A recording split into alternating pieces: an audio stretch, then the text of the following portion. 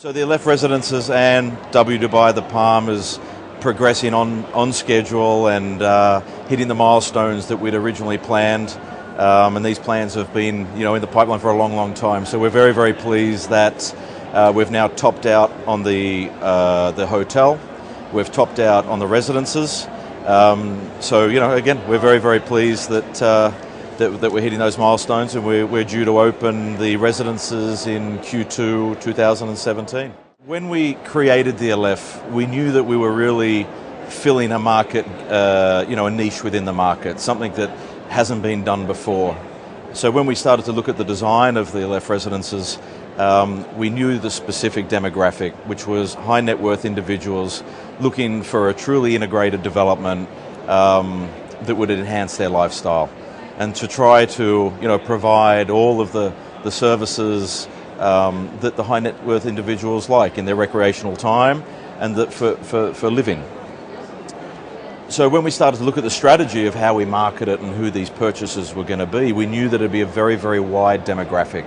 And to date, we've sold around 20% of the product, and we're very excited that firstly we've hit this milestone, and secondly the demographic that we'd originally thought we'd be getting is come to reality.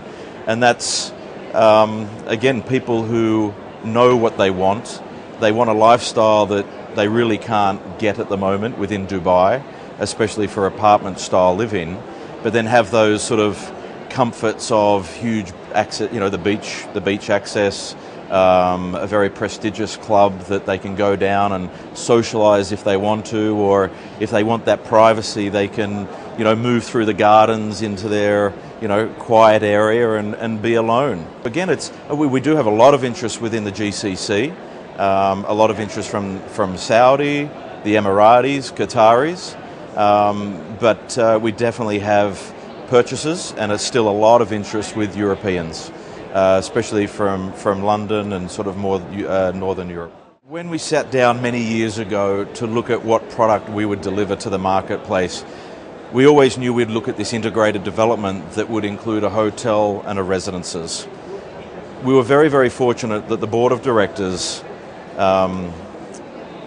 understand the market, and they like I said, they saw a gap within a certain market niche, and that was to provide this exclusive residences. So from the very outset, we knew what our product was going to be, which was high-end apartments for exclusive style living.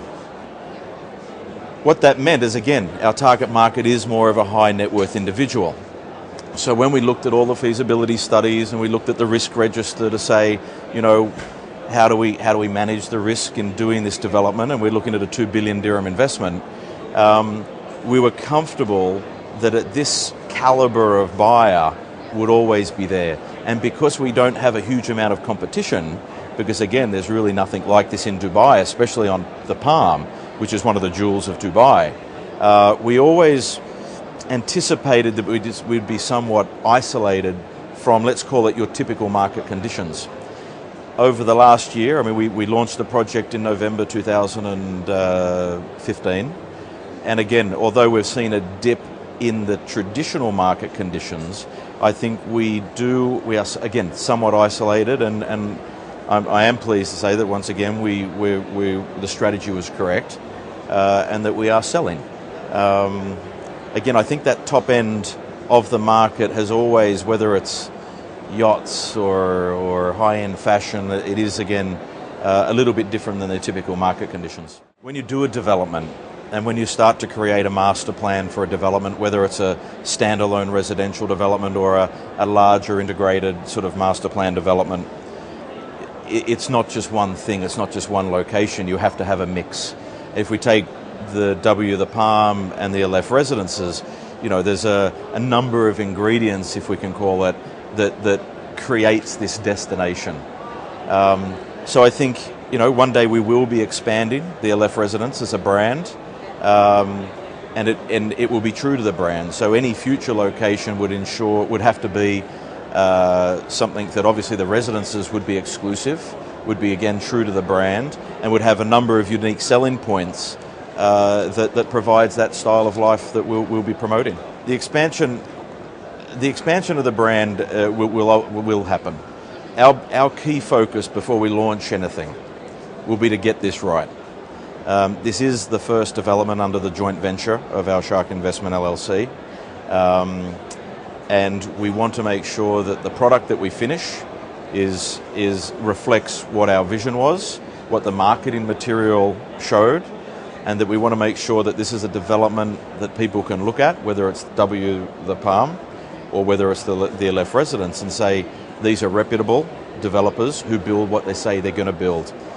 And this was sort of reinforced by only launching the product to the market in November 2015.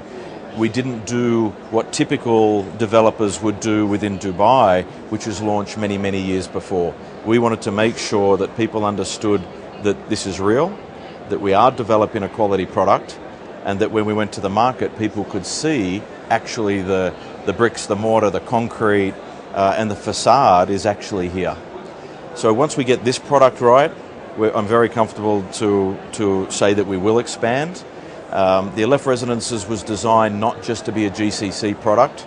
The name was also looked at, so how do we deal with this name in Europe?